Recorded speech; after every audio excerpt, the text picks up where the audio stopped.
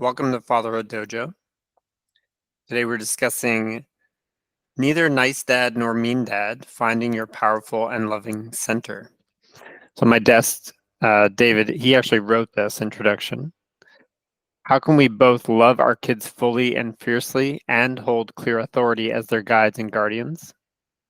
So many approaches espouse either being peaceful or non-coercive, or being structured, firm, and disciplinarian. Both camps have a point and also a huge blind spot. The former can lead to overly permissive parenting that creates anxious kids, and the latter to rigid and controlling parenting that leads to power struggles, conflict, and inevitable rebellion. What if the two camps need one another, and each of us needs to embody both? What happens as men when we dare to be the dads who bring both power and love to our parenting? David Jurasek joins me today. Welcome, David. Thank you, Matthew. Wow, that was a good intro. Yeah, somebody really smart wrote that. You nailed it. So let me tell the folks about you, and then we'll give you a little mic time.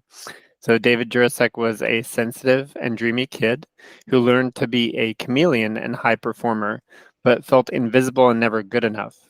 Fortunately, due to the caring and daring support of many mentors, his wife and friends, he has been healing and growing into the father he always longed for, a husband who helps tend the garden of love, a passionate mentor of men, and a grateful founder of a community of men learning to become more powerful and loving leaders together. Welcome again, David. I'm so glad you're here. Thank you for having me. I'm so excited to be here. So honored. Right on. Well, just as a way for people to get to know you, where you're at right now, where would you say you are in your life journey, and how does that sort of connect to today's topic? What a beautiful question, and such a great big question. I think every day I kind of picture myself on a teeter-totter. You know, when you're a kid and you jump on the teeter-totter and it's going on either side and you're in the middle. Every day I notice myself in moments going too soft, too hard, losing my temper a little too much here, hiding my head in the sand a little bit too much there. And it's just this constant, like your podcast, fatherhood is a constant dojo. Life is a constant dojo. My marriage is a constant dojo where I'm learning acutely and minutely in the moment when I'm out of balance. And so I'd say I'm at a point in my life where I'm just very aware of that, and I'm finding more joy and playfulness in that. You know, not beating myself up either way. I just go, oh, look at that. Time to repair, you know, time to get firmer here. And I'm just like enjoying the journey more, enjoying the learning. I'm learning as much as my daughter, as my wife. And I'm excited to share that learning and what it's like to empower parents, particularly dads, with the discernment. I find that there's so much psychic stress when moms and dads, but particularly dads, come to me really conscientious and they're really confused. Like, you know, I lost my temper, or I don't know, my wife thinks we should do this. I'm thinking we should do that. I don't know. And the world is full of pundits who tell you, yeah, just listen to me. I'll tell you exactly how to parent your kid. Just follow me, right? But that doubt creeps into the sense of inadequacy as a parent, guilt. And I find that the tools for discernment really cut through all of that. Really help you to go, yeah, where are you exactly in that moment as a parent? And what do you need to adjust if you need to adjust anything?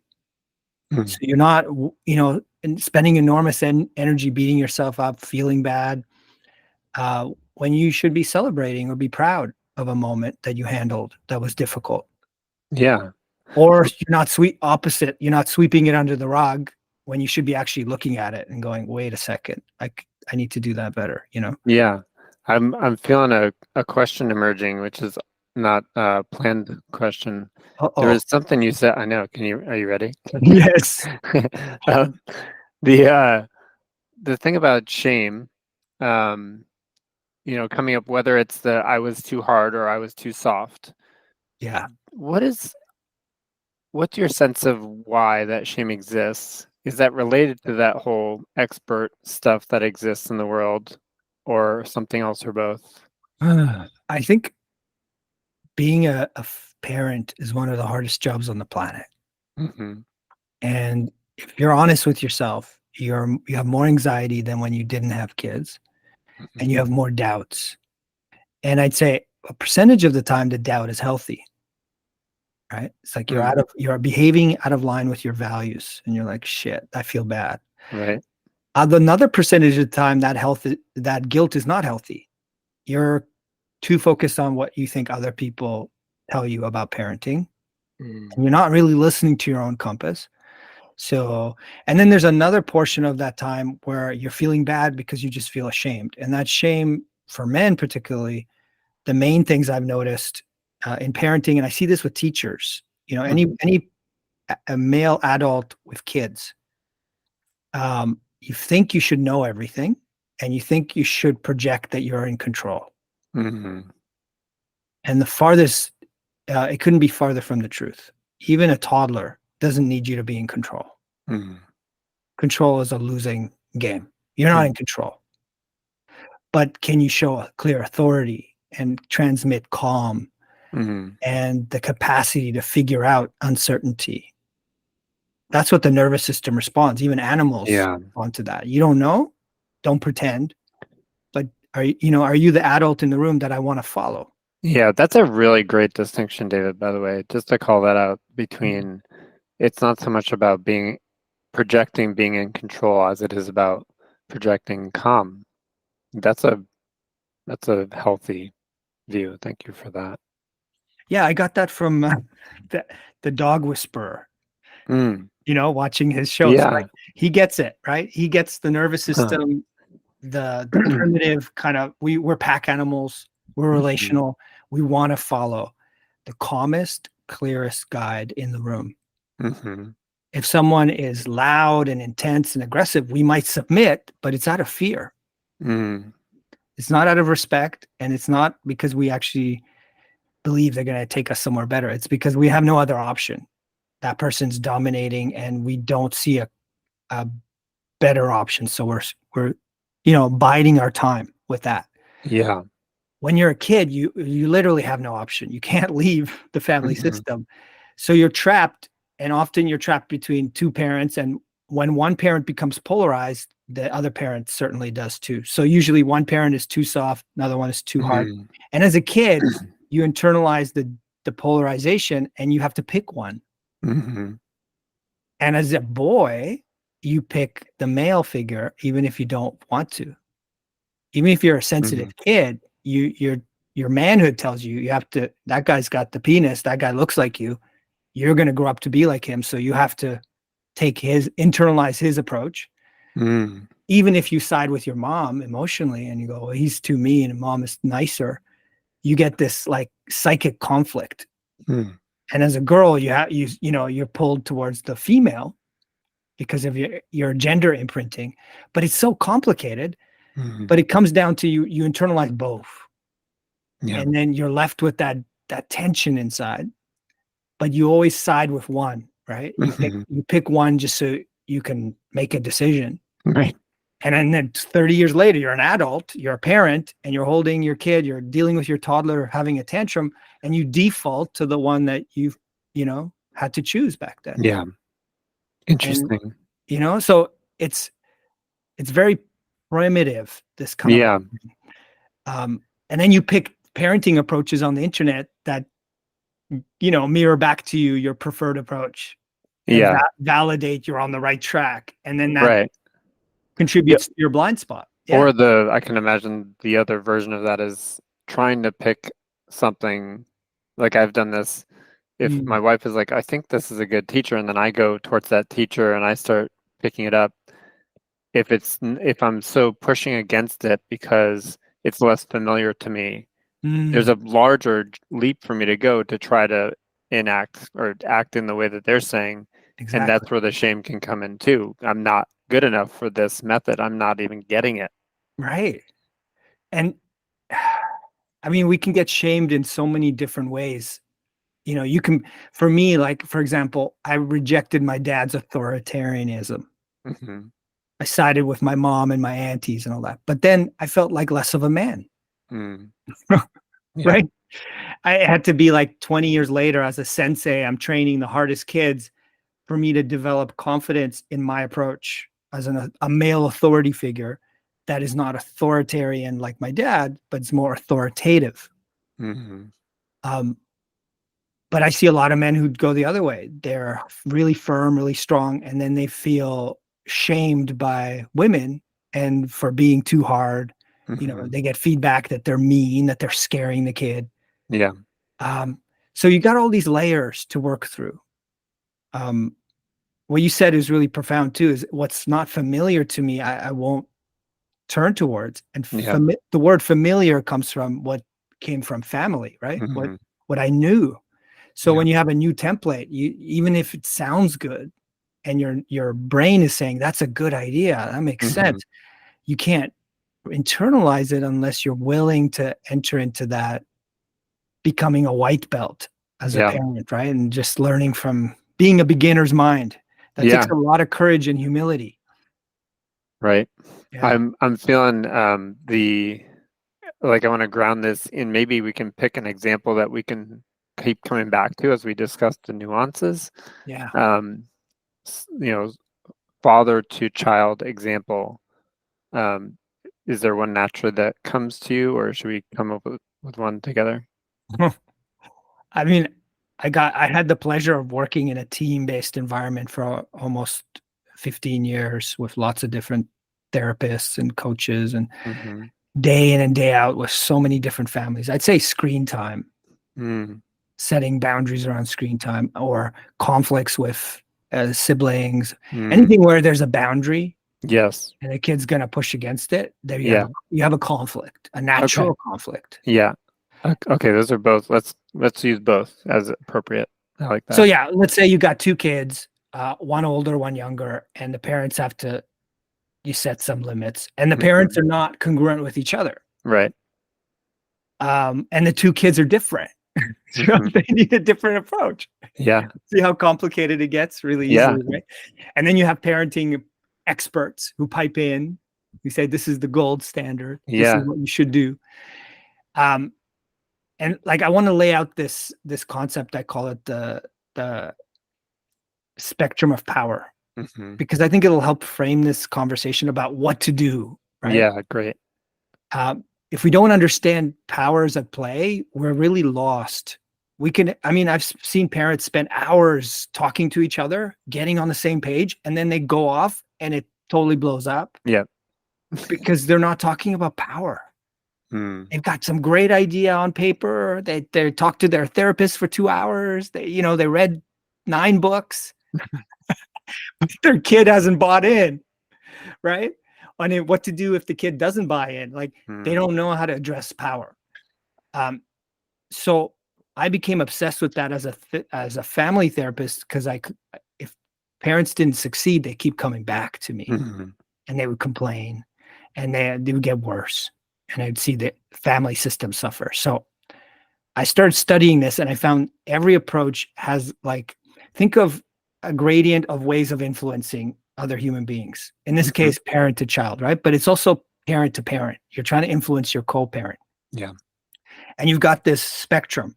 And on one you have these two extremes that are unhealthy.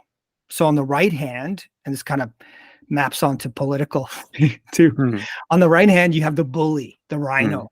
It's my way or the highway, and if you don't do it my way, I'm punishing you. That's too far, right? Yeah.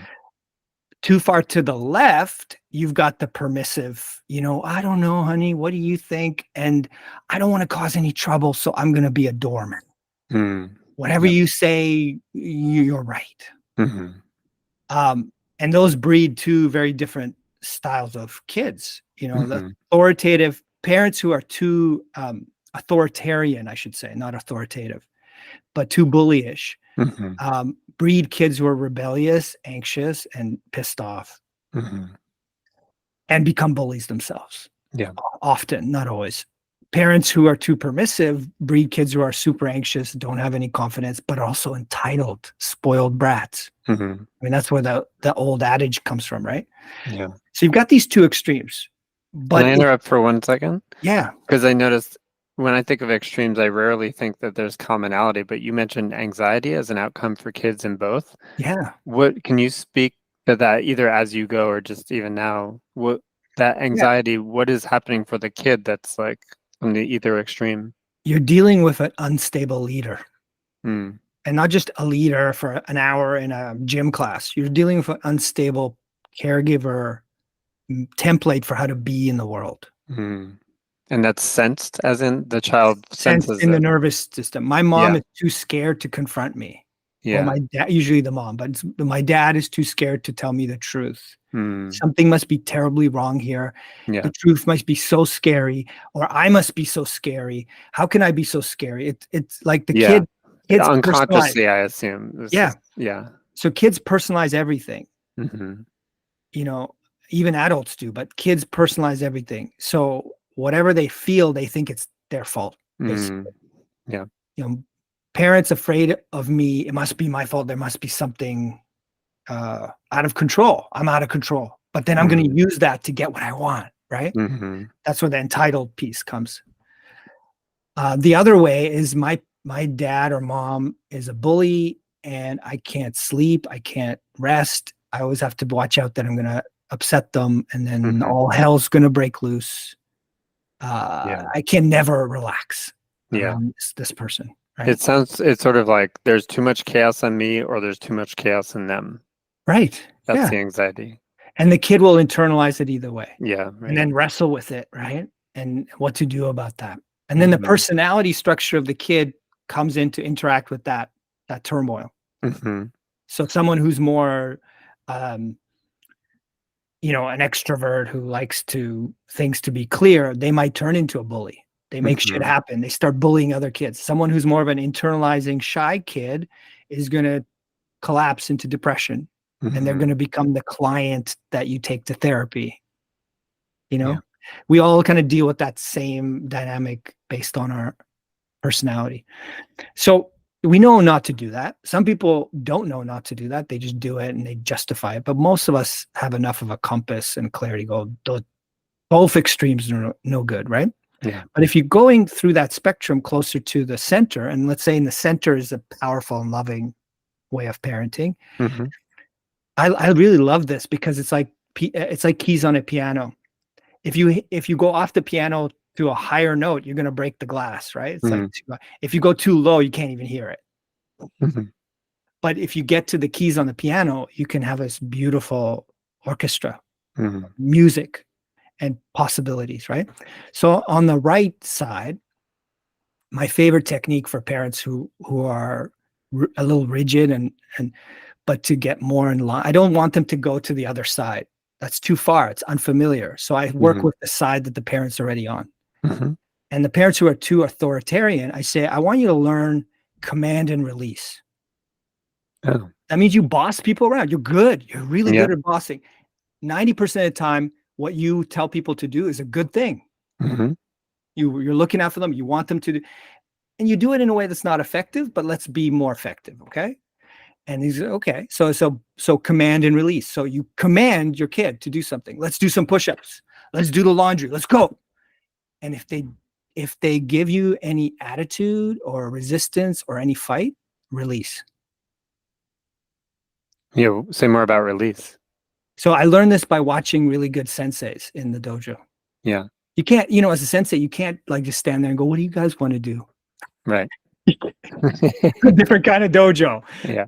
But I've seen some people do that effectively. But most of the time, you're trying to teach very specific things to protect people from injury, concussion, and you don't have a lot of time when you have a large class, right? Yeah. So command and release, and good teachers know this too. They ask for what they want exactly how they want it. And then they watch and see who complies and who resists. And if someone resists, they don't get into a power struggle. That's a trap. Right? If you resist me, I say, Well, can we use the example of the kids, right? The kids, yeah. So they're fighting or their screen time example, either one. Right. So put away your screens right now. Yeah. That's exactly what I want. I just ask for it. And maybe the older kid's responsible is like, okay, Dad, I'm sorry, and puts it away. The younger kid's like, no. Yeah. And the older kid's watching is like, oh, what's he gonna do? What's Dad gonna do? Right. And the worst trap, the not the releasing part, is to be like, what? You don't talk to your dad like that. So you take it personally, you make it into a respect issue, you grab the phone, you start fighting over the object. That's the worst thing to do. So release is to say, okay. And then you can walk away, think about it, come back with another strategy. Or if you're practicing more keys on the keyboard, you'll have something to grab, right? So that's it. There's no conflict. There's no need to make worse conflict. There's already conflict between I want this, you don't want that. Yeah. Can you walk me through what might happen? So if this is going on, let's say I'm with my son, I leave the room after he said no. Yeah. I come back. What's an example of another key on the keyboard? So I'm moving more towards the center from the right? So command release didn't work. It worked for my conscientious son, but the more I push on the extremes, the less over time those strategies work anyway. Because I don't want my older son to become so compliant that anytime an authority figure says jump, they jump. Right. I want them to have a healthy sense of like, no, that's wrong. Yeah. Right. Some cultures encourage that, but I don't want my kid to be a sheep. Right. Yep. So I'm glad that in that moment he made it easier, but I'm not like, I need other keys. Right. So the next key up is called choice theory. That comes from a therapist in Texas, where you basically frame choices and the natural consequences that come, and usually give 2 or 3 choices. So, okay. Thanks, older son, for doing that. Appreciate it. You get to have an extra 20 minutes of screen time tomorrow. Because that's, we're trying to manage our screen time. And because you went off screen quickly and with no attitude or problem, you get a bonus. So that I can reward you and encourage you in that direction. And the other kid goes, you know what? I need some time away. And they come back and go, I've talked to your mom and here are your choices. If you continue to hold on to your phone, then tomorrow we're going to cut you off. If you can give us the phone in the next 2 minutes, we're going to talk about what happened. We're going to do something to kind of get back in line with each other, and we'll figure out a schedule for screen time. It seems something isn't working, right? So there's a consequence to that. What do you want to do? Yeah. And let me know. I'll keep the clock on. There's 2 minutes running. Come and see me. Yeah.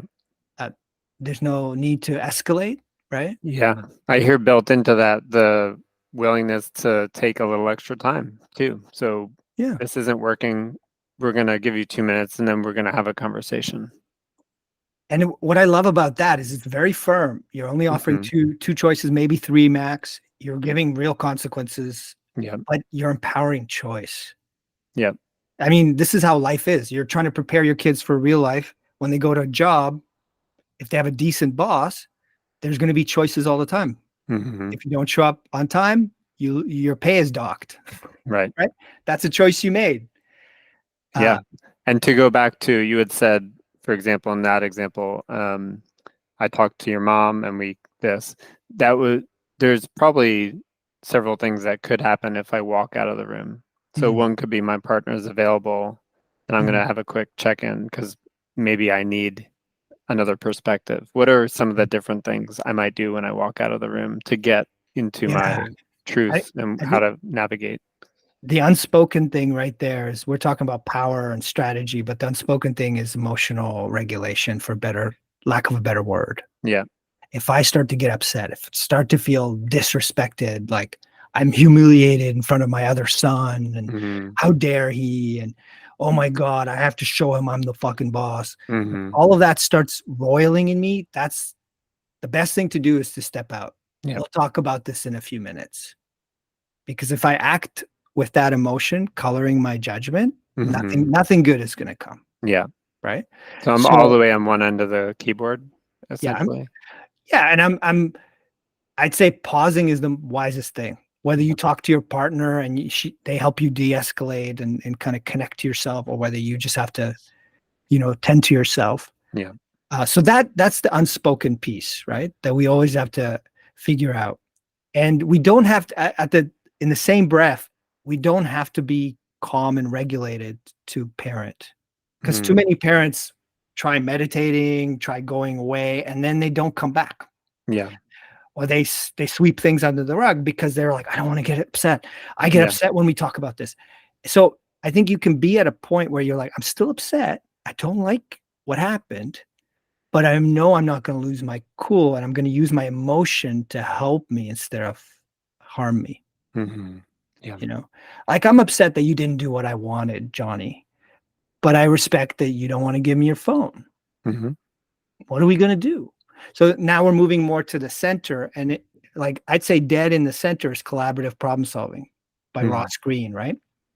That's an approach developed for highly resistant, rebellious teenagers. You can't find a harder population. I've worked with all kinds of people on the age spectrum. Teenagers who are determined to say, fuck you. Yeah. Even when they lose. Yeah. Because it's more powerful for them to defy you than go along with you. This approach works, but it's labor, it's time intensive.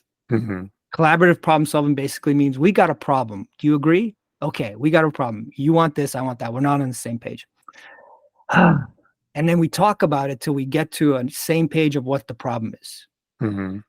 What you need and I need, we get on the same page. And then we're like, well, how the hell are we going to do that?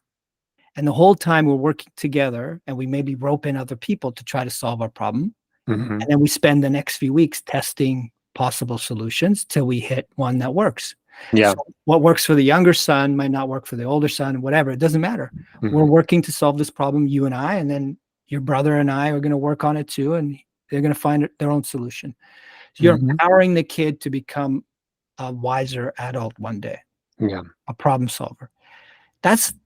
That approach takes practice, time, trust, a lot of regulation, but it pays off big time over time, right? And then if you keep going to the left. Can you give an example of either from your life or people you've observed? Yeah.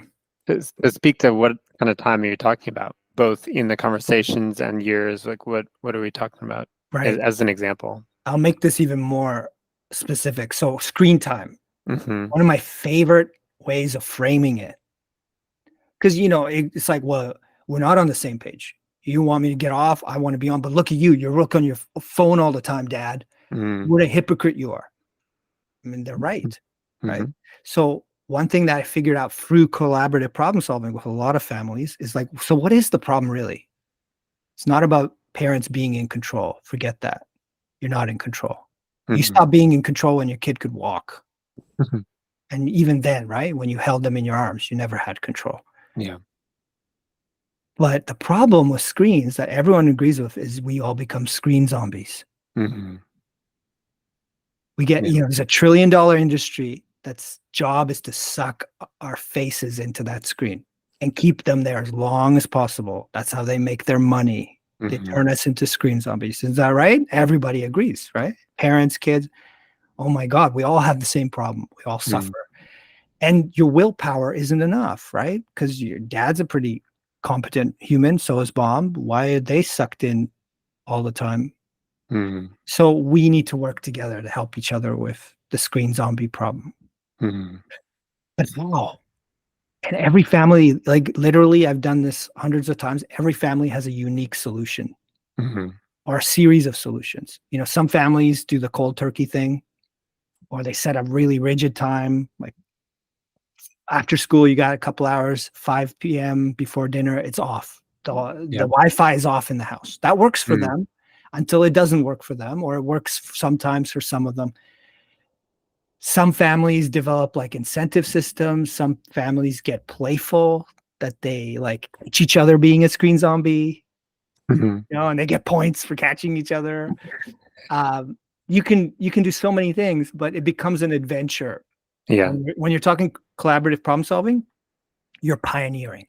Mm. You can get ideas off the internet, but you're testing things constantly, trying it out. People are invested in trying to beat the system, beat the Yeah. problem. It breeds really intelligent, creative, resilient human beings. But yeah, it could take weeks, months. You could say a year later, you meet that family and they're like, oh yeah, we're still struggling with the screen zombie, but we have so many more tools. Mm. We become a screen wise family. Mm. Yeah. We're I not like, imagine they have there's a bit of shared energy around, we've been trying to work on this together, which counts a lot if that's true. And we now have language to fall back on. So we know the conversation, what it's generally going to sound like when we have the next one, even though we're still exploring the best way for us. Is that fair? Exactly. Yeah. Yeah. There's a great example of a literal family online. I forget their names, but they started this movement called screen-free parenting. Mm. They had millions of followers and they were like young kids, 2 parents. And a few years later, they had to rebrand because they're like, screen-free parenting doesn't work. Yeah. We're like the biggest proponents. We have hundreds of videos. We wrote the book. Right. And kids are growing up. It's not working. So we've become screen-wise parents. And I thought that was such a beautiful example of these people are evolving. Yeah. They're evolving with their kids. Their kids need screens to interact with school and with their friends. So they're not being rigid. They're like, okay, so they're evolving with the technology, with the value system that they have. And then now the kids are teaching them and the kids are inputting on the, solving the problem. Yeah. So that's a good example, right? Maybe you never fully solve the problem, but you put up a good fight. Yeah. I'm hearing from the beginning of this conversation, this is the opposite of just finding a teacher that says, do it my way. Yeah. It's really honoring that what's going to work for the family is to be discovered within the family with maybe inputs for ideas from outside. Yeah. To experiment with. Yeah. There's a term that I really like from a UK organization. I forget their name, but they talk about parenting a lot. And I think they say stronger, kinder, braver, wiser. That's the goal. As a parent and your kids, that's what you're moving towards. And I feel like this kind of powerful and loving parenting, that's the direction it's going. You're not going to develop kids who always listen to you and do what you want. Forget about that. That's never happened. Even if you're the boss of your own company at work, people don't really do that. They listen when they want to and they've agreed to, and they're getting, incentives to do that. They're aligned with your values. There's a lot there. Yeah. Why people follow a good leader, right? Yeah. We gave an example in the beginning about the person you might approach with, let's say, the dad who has so much familiarity with playing the keys on the right. Yeah. That more authoritarian style. Can we talk a little bit about the other extreme and a dad you might have spoken to or in yourself, or I can relate, I think, to both.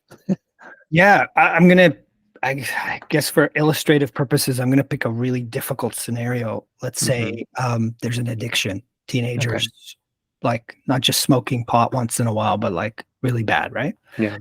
And you're extremely worried parent, and you have the other parents maybe really volatile, bullyish.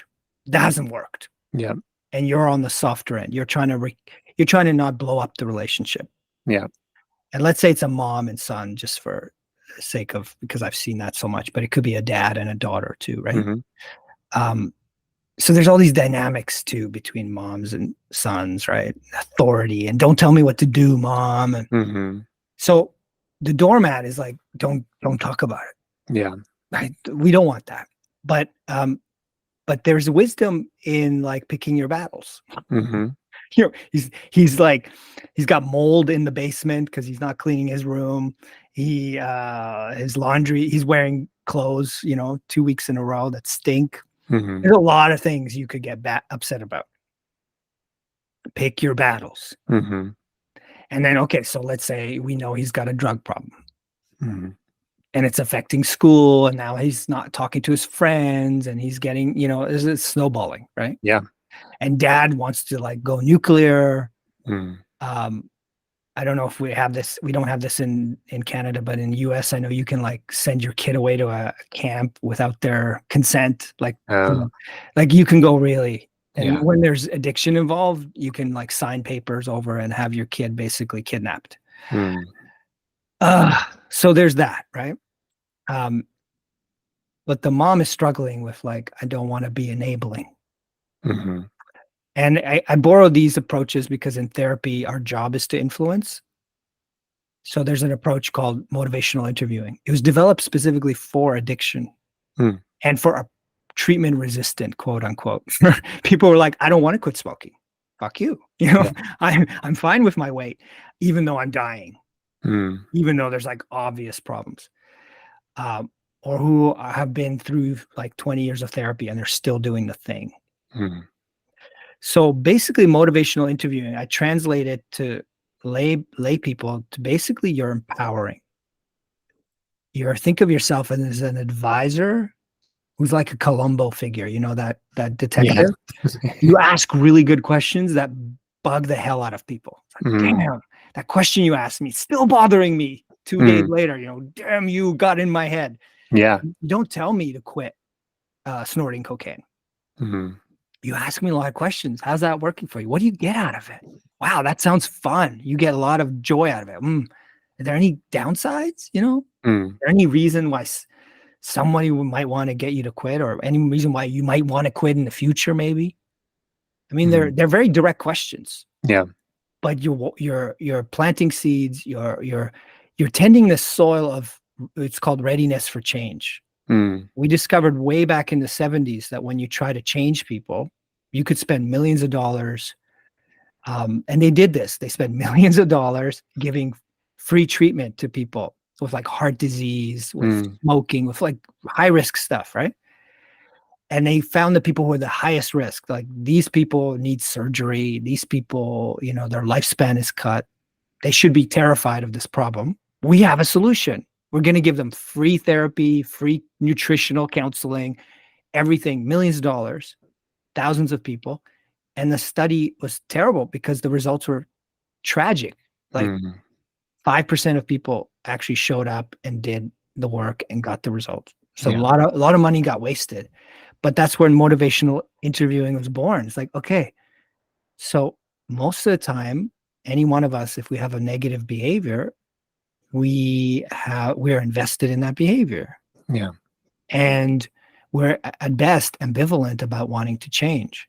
Only about 5% of the time are we ready to change. And when you're ready to change, then it's easy to help you, right? It's like, let's call an addictions counselor. Let's figure this out. Okay, here you go. You've got the help you need. It's a matter of time. But what do you do 95% of the time? And that questioning, that empowering questioning inquiry process helps that person to move along the continuum of readiness for change. Yeah. And find it in their own time, in their own language, on their own terms. This is so important, David. I want to underscore, if we step to that, one of the previous examples, because the drug addiction, that's a really good one. If we go to either the siblings fighting or the screen time, what might you called it motivational interviewing? Interviewing. What might that sound like in one of those cases? Yeah, so you'd sit them down and you go, look, I think you have to be authentic. You know, whether you're a therapist or a parent or a friend or an uncle, and you're concerned, you can be like, I would be really transparent. It's like, look, I have a thing about this drug, you know, it's in my family and I hate it and I have reactions. You've noticed my nose curls when, and we've never talked about it because I've been judging you and You know, that's all my stuff on the table, right? But I really want to understand. I want to understand what is it about this? Don't bullshit me. Don't make up shit that you're not doing it. I found some stuff under your bed. Come on, you know, I'm sorry I got into your room. Yes, boundary violation, and this concerns me. Yeah. And right now, my agenda is to understand. And until I understand, I'm not going to give you any advice. And you don't want any advice. You're telling me like so many times, stay out of my business. I know what I'm doing. So I'm not going to waste time. Right. So you spend that time. You think about it as a series of conversations where your job is to be that detective. Like, what does he get out of it? Is there any part of him that wants to change? Maybe. Is there anything that he sees as risky or dangerous? And you'll see over time that the scales start to tip. You know, it's just life. That person's a conscious being. Over time, they're going to start to see the negatives are starting to increase and the positives starting to decrease. Yeah. And if they trust you as a counsel, as an advisor, they're going to own up to that eventually, right? And then you're waiting for those moments to try to encourage change. Now, the other thing you can do besides motivational interviewing on the left hand is I just think using our own emotions transparently is very powerful. And very few parents feel confident to do this, but I've seen them do it with a little bit of coaching, and it's really powerful to say, look, I'm terrified of you getting sucked into this. I know you think you're in control, but your uncle, he died before you were born because he drank himself to death. I've seen it firsthand. Yeah. And you can't take away my terror, and my job isn't to make you terrified, but I just want you to know I'm looking at you and I'm seeing a ghost of my brother. And it scares the shit out of me. Yeah. And yes, I can put that aside and listen to you when I need to, but just know that that's my experience, not your experience, my experience, right? Yeah. That stays with that kid. It's like, holy shit, well, I don't want to be like my uncle. Fuck that, so it has an impact, right? Oh yeah. Or it might be like, I'm upset that you didn't tell me, you didn't fucking trust me. Yeah. Okay, yeah, you're entitled to your privacy, and yes, I would judge you, but yeah, still, come on, fuck. I'm your parent, Yeah. and you're making me liable if the police come. Like, come on, wake up, tell me the truth. So you're entitled to have your feelings, but the key is to own them and to make it very clear that you're not putting them on the kid or the teenager. Yeah. And the more you can own those feelings, whatever they are, even the shame and the guilt, I feel like a terrible parent. Like, I failed you because this is happening. Yeah. It'll have some impact on them. And I hear when you say that, David, like you described it as, like, say, if I follow the pattern I was seeing, it would be like, I feel so much shame, like I failed as a parent, and that's not yours. That's mine. I'm just letting you know. Yeah. I don't want that to be yours. I'm just letting you know what's going on over here. Yeah. Like that, those two together feel like a really important, well, I don't know, doing this because it's like there's power there, it feels like. It's powerful and loving, right? Yeah. Because what we're used to is those emotions are used to leaking out anyway. Yeah. And we're used to projecting. When we're not owning our shit, we're always projecting our shit. So our kid is so used to either swallowing our shit or trying to deflect our shit. And for you to just put it out on the table, say, this is my shit. Let me tell you about my shit. And let me take back any shit that I've put on you in the past. Yeah. So you can be clear and I can see you clearly is liberating, right? Yeah. Even if it's weird conversation to have with your parents, it's so liberating. Yeah. I mean, this comes up a lot with like sexual stuff or teenagers, right? Like we all have so much baggage around sex and sexuality. Yeah. So rather than preaching to our kids some bullshit, we can say, oh, look, I'm reacting to what's happening, what I'm seeing, and I'm not seeing the whole picture. This is what my reaction is. I don't need to tell you my whole life story, but you're noticing that I'm reacting. Let me unpack a little bit for you and take ownership over it. And then as a teenager, there's no better way to earn their trust. This is also a time as teenagers where you lose your kids gradually. It's a painfully heartbreaking time because even in the best of times, when your kid's the ideal kid, whatever, and you feel really loving, close, their job is to push you away and not need you. Yeah. That's their job, right? In order to be able to go on. To individuate, right? Yeah. And your job is to let them. Yeah. That's so painful. Yeah. You think about it for anybody, right? Yeah. And so the easiest thing for us to do as parents is to alienate them even more by either being too controlling and in their business and telling them what to do, or being like, oh, I'm going to stay out of it. I don't want to, have another fight with my teenager. So I'm just going to go in the basement.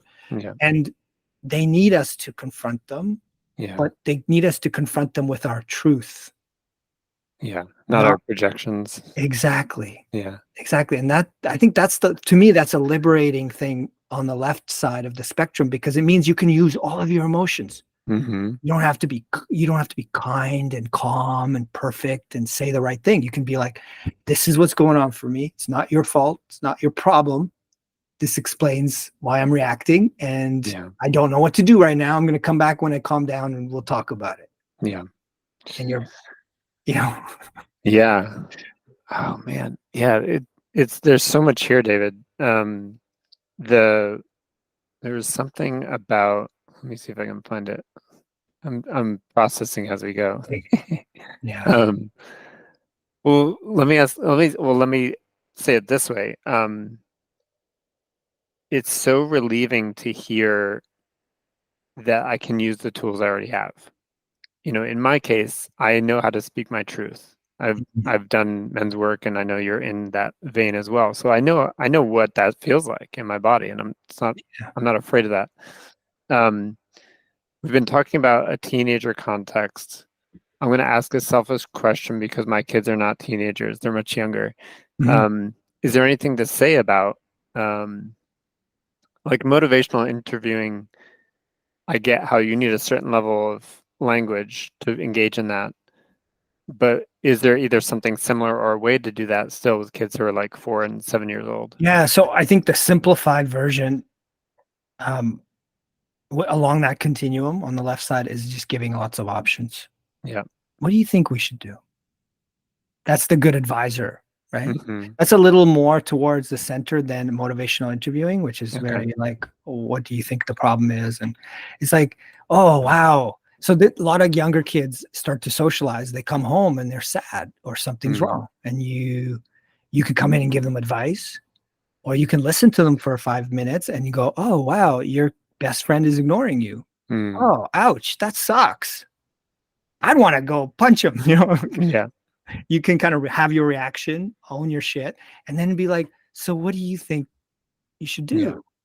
And if they're really clueless, like sometimes they are, sometimes they're not. Sometimes they're like, well, actually, no one ever asked me, but now that I think about it, even a 5-year-old sometimes can mentalize and go, well, I need to figure out how to make more friends, or I need to figure out, give them space. There's instincts that we have. Yeah. Even when we're super young, that we observe, we notice things. So you're empowering them by asking them what they think. Yeah. And when they really fall up short, you say, well, can I offer you some possibilities? Yeah. Well, when I was your age, this is what I did, but I'm a different person. Might not work for you. I don't know. Mm-hmm. That's a way of engaging them to be powerful. Start to learn to solve their problems, but not on their own. Yeah. And you're not jumping in to share the problem with them, but you're being a good listener and a good advisor. I love rehearsing, especially with little kids, but older kids are into it. It's so beautiful to say, okay, so I'll be this friend, you be that friend. Yeah. Well, show me what happened. Okay. Whoa, that was really intense. Wow. Okay. So let's switch roles, or let's practice. Remember that thing we talked about earlier? Let's practice it. You're going to tell me to not be so mean to you, and I'm going to react how I think that kid is going to react. And it's just, that's what kids do in the playground. They role play, right? They went to the doctor, they come back and they role play. The doctor was hitting them too hard with the needle, right? They act it out and they rehearse it till they feel better. So there's a lot of fun things you can do with younger kids where you're in their world, you've gotten permission to, understand them, and then you're influencing them, obviously. But the more transparent you are, the better. Yeah. So I think the adage I always feel with influence is to ask for permission. I think this is true for even working with men, adults, right? Like I get a guy who comes to see me. He's got a problem. I've seen this problem 1,000 times. and I'm reading him, I think, accurately, and I can't wait to tell him the solution, right? And if I jump in, he might listen and nod and go, "That's a great idea," and then he can't do it. Yeah. But if I say to him, "Are you open to like a suggestion or something?" I'll try to give him empathy first, but then if he says, "Yeah, I'm dying for that," so, well, here's what I think you could try. It's an experiment, and you're gonna go home and try it, and it's gonna be kind of wobbly because it's unfamiliar to you. But this is what you could look for to see if you're on the right track. Yeah. Would you try that this week and come back and tell me about it? So Yeah. there's a lot of consent. Mhm. You're paying me to influence you, but I still need to ask you for consent Yeah. because maybe my ideas don't fit for you, right? Well, also because we all have egos, and that part of us is That ready too. to like Yeah. fight back and defend. And Yeah. And the nice guy pleaser will say sure and be like, well, I already know that. Why is she yeah. telling me that? Right? There's that ego. So it's good to be humble. Yeah. When you're influencing somebody, it's good to remember that change is hard and you don't know, you don't have all the answers, and you're in the trenches trying to figure it out with them. Yeah. And that makes it more fun, right? Because then you're Yeah. learning stuff together. Right. So I want to jump off of something I said before, which I didn't know where to go with it. So let's say I acknowledge I have certain tools. Mhm. I want to give a sense of hope to people, because it's so easy to go like, oh, there's all these things I have to try, or there's like, how do we acknowledge that there's something already in us that knows what to do? Mhm. What can we say about that as we get to a close? Yeah, I like this image of a compass. And if we're thinking, I like thinking in spectrums, because when you think in a spectrum, it's easier to situate yourself. Mm-hmm. If you think in a binary way, you're always going to lose. Mm-hmm. I'm bad or I'm good, whatever. You never learn that way. So if you think, okay, my parenting, I'm trying to approach it, where am I more comfortable on that spectrum of power? Mm-hmm. Being a little too bossy or a little too soft? Mm-hmm. Okay, so I know my default kind of comfort zone. In this situation that I'm facing with my kid, am I being a little too much there or a little too much there? Or am I kind of in the zone where it's uncomfortable, but something good is happening? We're not comfortable. There's tension, but something good is happening. We're learning together. Mm-hmm. So if that's happening, then keep paying attention and try to ride it out. If I know I'm being a little too hard or a little too soft, that tells me instantly which direction I need to go. Yeah. And if I don't have a strategy that's on the next level in terms of the keys, you don't want to try to be the opposite. But if I'm doing command and release and that's all I got, then this is a good time to start learning about choice theory. Or if I'm good at collaborative, but sometimes collaborative isn't needed, sometimes you need to be firmer or softer. What does that look like? I can usually find my partner doing that or in that direction, so I can borrow from their page but not become like them. Yeah. Or I can start looking for that to kind of expand my range of tools and tactics, right? Yeah. I find that that's really helpful. The other spectrum, so that's the spectrum of power. The spectrum we didn't talk about is love. And the spectrum of love is you're too absent. You're emotionally not present, physically or especially emotionally, or you're putting your stuff too much on them. You're being too suffocating. Yeah. Don't leave me. Don't, you can't do this without me. That's like suffocating, or it's like, I don't know, deal with it, figure it out. That's the spectrum of love. And when you move to the, that's more, even more intuitive. You just kind of know when you're being a little too absent and you need to lean in. And when you're like, most parents will know immediately when they're like literally leaning in too much. Yeah. They know they need to relax their hand on the wheel and lean back a little bit. Yeah. Take a few breaths. So if you listen to that inner knowing, then that will help guide you, I'd say, most of the way. Yeah. And it makes me think too of the transparency that could be supportive even before the moment, to be able to say to my child, my partner, whoever, hey, I'm noticing that I'm kind of like, I keep going to this extreme. I'm going to try something can you just like maybe give me feedback? Yeah, you got to be gentle with me because this is really hard, that kind of thing. Both the kids, have you found anyone trying that, or what do you think of that as an approach to start the transparency? I think that's beautiful. I would, I love the way you frame that. I would say if there's one skill that we all need to practice, regardless of where we are, it's repairing. Mm-hmm. And part of what you just did is a repair, is to recognize, okay, I went a little too far earlier, didn't I? Yeah. If your kid says so, it's true. And even if you think it was effective, if there's a negative impact, you could be more skillful. Mm. Even if I was right, but I leaned into you a little too hard, that's an opportunity for repair. Mm. So I'm not going to say I was wrong, but I'm going to say, yeah, I pushed you a little too hard. I lectured you a little too long, right? Yes. What's the impact that I can own? You felt like you were being barraged and lectured, and it didn't feel good. I didn't respect your knowing and all that. Okay, gulp. I feel guilt, a little healthy guilt. So I can acknowledge that. And I can even maybe acknowledge a little bit of where that comes from. I can be overbearing. I'm worrying about you. Yeah. And then that leads to what you offered there. It's like, I'm going to try a different approach. Would you be open to that? To me, like fumbling around and us learning this together. Yeah. I think that's especially, well, who knows? Everyone has a perfectionist to a degree. I noticed that in me, the desire to change has to start with a sense that I will be understood, at least, if not fully received, by the people who are going to be affected by my attempts to change. Yeah. Yeah, and the proof is in the pudding, right? So when you make that, even that few degree shift from being a little too in their face, like in that example, they're going to feel it differently. You're going to notice the feedback is a little better. Maybe not exactly what you want, but it's a little better,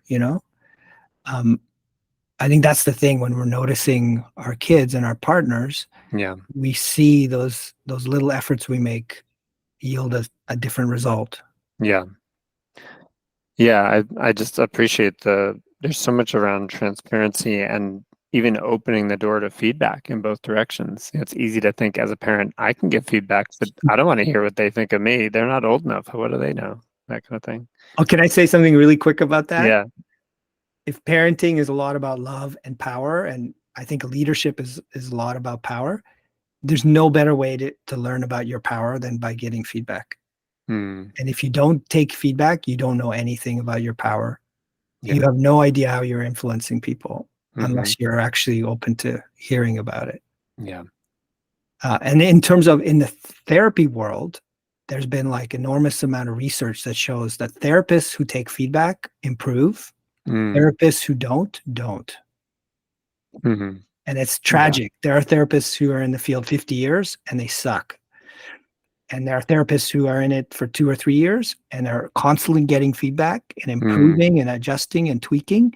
Yeah. And they're super performers. They're really effective at what they do. And modeling a combination, I would say, of vulnerability in asking for feedback and a willingness to accept imperfection. Yeah. That's awesome. Exactly. Well, jam-packed here, right? Yeah, right. We packed it in. I so appreciate this conversation, David. One of the things I'm really taking away is it's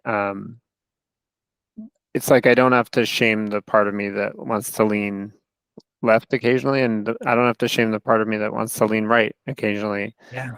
With respect to my emotions and honoring and naming them, and then also with respect to the part of me that starts feeling authoritarian and needs to relax into authoritative and balancing all of this. I can't wait to listen to this episode again to take in the nuances. But let me give you the last word. Yeah. 2 things. What generally do you want to leave fathers, and there's some moms listening too, and then where can people find you? Oh, there's just so much that we covered, but I would say to trust your own compass, your own heart, that part of you that feels into what you're doing and being with your kids and with your partner, and to like learn to read that compass better, because it's telling you something really important. And we live in a culture where we're ashamed and we're hyper distracted. So instead of Googling parenting approach, cultivate the ability with your people you trust to talk about what you're feeling and understand what your feelings are trying to tell you.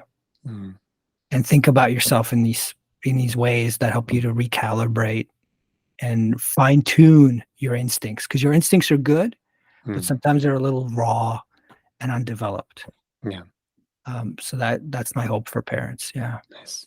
Great. And where can people find you, David?